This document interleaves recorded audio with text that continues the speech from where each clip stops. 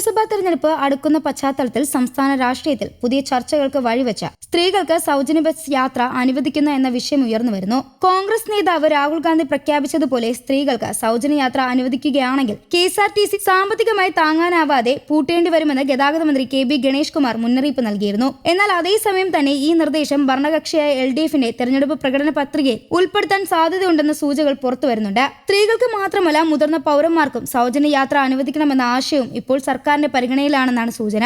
പൊതുഗതാഗതം കൂടുതൽ ജനസൗഹൃദമാക്കുന്നതിനും സമൂഹത്തിലെ വിവിധ ഭാഗങ്ങൾക്ക് സാമ്പത്തിക ആശ്വാസം നൽകുന്നതിനുമുള്ള പദ്ധതിയായി ഇതിനെ കാണാമെന്ന അഭിപ്രായമാണ് ഉയരുന്നത്. ഇതുമായി ബന്ധപ്പെട്ട് പ്രാഥമിക ചർച്ചകൾ സംസ്ഥാന സർക്കാരിന്റെ ഉന്നതതല യോഗത്തിലും നടത്തുന്നതായി സർക്കാർ വൃത്തങ്ങൾ സൂചിപ്പിക്കുന്നു. 60 വയസ്സ് കഴിഞ്ഞ എല്ലാ പൗരന്മാർക്കും സ്ത്രീ പുരുഷ ഭേദമില്ലാതെ പൊതുഗതാഗത സംവിധാനത്തിൽ സൗജന്യ യാത്ര അനുവദിക്കാമെന്ന നിർദ്ദേശമായാണ് ഇത് മുന്നോട്ട് വന്നിരിക്കുന്നത്. ഇംഗ്ലണ്ടിൽ നടപ്പിലാക്കുന്ന സമാന സംവിധാനത്തെ മാതൃകയാക്കി ഈ പദ്ധതി പരിഗണിക്കാമെന്ന ആശയമായാണ് ആസൂത്രണ ബോർഡ് അംഗമായ ഡോക്ടർ K രവിരാമൻ മുന്നോട്ട് വെച്ചത്.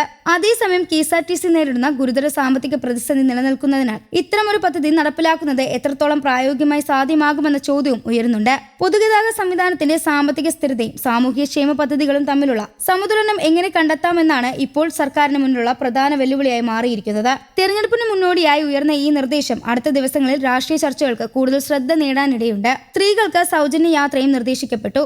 വിദേശത്തു നിന്നുള്ള പോലെ ഫ്രീഡം ട്രാവൽ പാസ് എന്ന നിലയിൽ പദ്ധതി നടപ്പാക്കുമെന്ന അഭിപ്രായം ഉയർന്നു. നടപ്പാക്കുന്ന മികച്ച ആശയമാണിതെന്നായിരുന്നു യോഗത്തിൽ പങ്കെടുത്ത ഗതാഗത മന്ത്രി KB ഗണേഷ് കുമാറിന്റെ മറുപടി.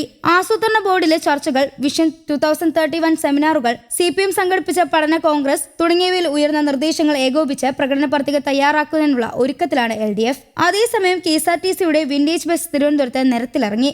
70കളിൽ സർവീസ് നടത്തിയിരുന്ന ബസ്സുകളുടെ രൂപത്തിലാണ് കിഴക്കേക്കോട്ട കവടിയാർ പേരൂർക്കട റൂട്ടിൽ ബസ് ഇറങ്ങിയത്. KSRTC ആദ്യ സർവീസ് തുടങ്ങിയ കവടിയാർ കൊട്ടാരത്തിന് മുന്നിൽ ഗതാഗത മന്ത്രി KB Ganesh Kumar flag off ചെയ്തു. 2013 മോഡൽ ബസ്സാണ് വിന്റേജ് രീതിയിൽ ബോഡി നിർമ്മിച്ച് തയ്യാറാക്കിയത്. നിറവും ഡിസൈനുമെല്ലാം പഴയ ബസ്സിന് സമാനമാണ്. തലസ്ഥാന വാസികൾക്ക് മികച്ച അനുഭവമാകും KSRTC ബസ്സിലൂടെ വിന്റേജ് ബസ് എന്നാണ് ഫ്ളാഗ് ഓഫ് ചെയ്തുകൊണ്ട് ഗണേഷ് കുമാർ അഭിപ്രായപ്പെട്ടത്. പഴയ തലമുറയ്ക്ക് ഈ ബസ് കാണുമ്പോൾ വലിയ സന്തോഷമാകുമെന്നും അദ്ദേഹം വിവരിച്ചു.